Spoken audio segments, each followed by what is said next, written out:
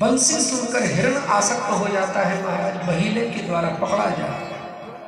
इसलिए अगर गुण ठाकुर जी की कृपा दी, क्योंकि ठाकुर जी की कृपा है। अन्य सदोष गुण चिंतन माशु, क्या सेवा कथा रस बहु वितराम तो हे पिताजी लोगों की सेवा करें। इस शरीर में क्या है? मांस है, हड्डी है, खून है, और क्या है? देहिन सीमान समुद्रे विमतिम त्यजत्वम, ऐसा समझ के इस शरीर से मोह को अलग कर लो। शरीर में ज्यादा मोह नहीं रखना चाहिए। गोकर्ण महाराज पिताजी को समझाते हैं, देहिन सीमान समुद्रे विमतिम त्यजत्वम, और क्या? जायाम सदा दिशु सदा ममता विमुंच, पत्नी में, धन में, वैभव में, परिवार में, बिल्डिंगों में, दुकानों में अपने आप को मत फंसाओ। इनके संतान नहीं है वो ज्यादा अच्छे, बहुत बकवास करती थी।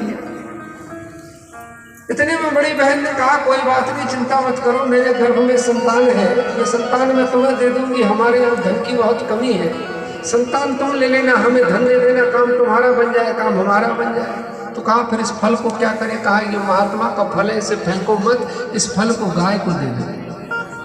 उस फल को गाय को दे दिया महाराज।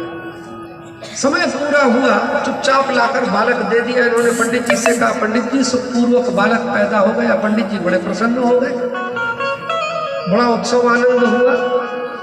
3 माह के बाद गौ के भी पुत्र हुआ। काम गौ के समान थे बाकी, लेकिन मनुष्याकृति पूरा। गांव के लोग कहने लगे कि देखो भाई, भगवान की कृपा होती है तो कैसी कृपा होती है। अभी तक पंडित जी के यहाँ संतान नहीं पैदा हो रही थी, अब तो पंडित जी की गाय भी लड़का देने लगी। तो हमने सुना है कि भगवान देते हैं तो छप्पर फाड़ के देते हैं।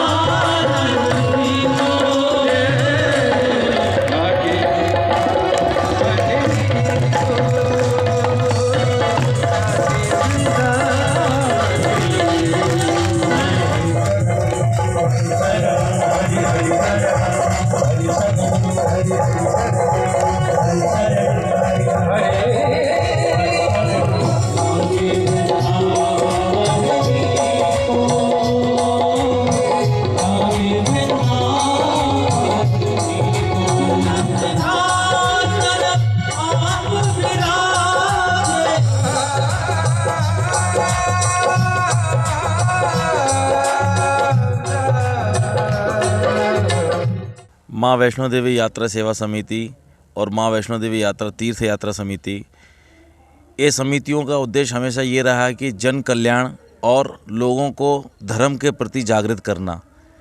यही भाव के साथ कि सबका कल्याण हो, ये हमारी समिति का उद्देश्य है।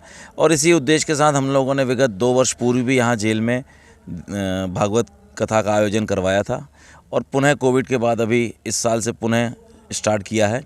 और ये 7 दिवसीय जो भागवत है, उसमें बंदी भाई जो हमारे जेल में बंद हैं, उनका आचरण कैसे सुधरे और कैसे वो नए जीवन को यापन कर पाएँ, और यहाँ से बाहर निकलने के बाद वो नए जीवन को बहुत अच्छे से जी पाएँ, किस तरीके का अपना जीवन यापन करें, ये भागवत के माध्यम से उनको ज्ञान प्राप्त होगा। और जेल के अंदर रह के भी जो हमारे कथावाचक हैं स्वामी अशोकानंद जी महाराज, वो इन बंदी भाइयों को ये इस भागवत के माध्यम से ये ज्ञान दे रहे हैं कि जेल के अंदर भी रह कर के आप कैसे आध्यात्म और सत्संग का आनंद ले सकते हैं।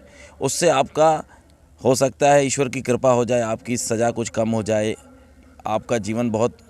श्री कृष्ण, जय माता दी। जी सर, जिस तरीके से बंदी अपने जो हैं बंदी भाई काफ़ी आत्मविभोर हो रहे हैं और काफ़ी इसका आनंद ले रहे हैं, तो ये एक तरीके से देखा जाए तो एक अच्छा कदम उनके लिए भी है।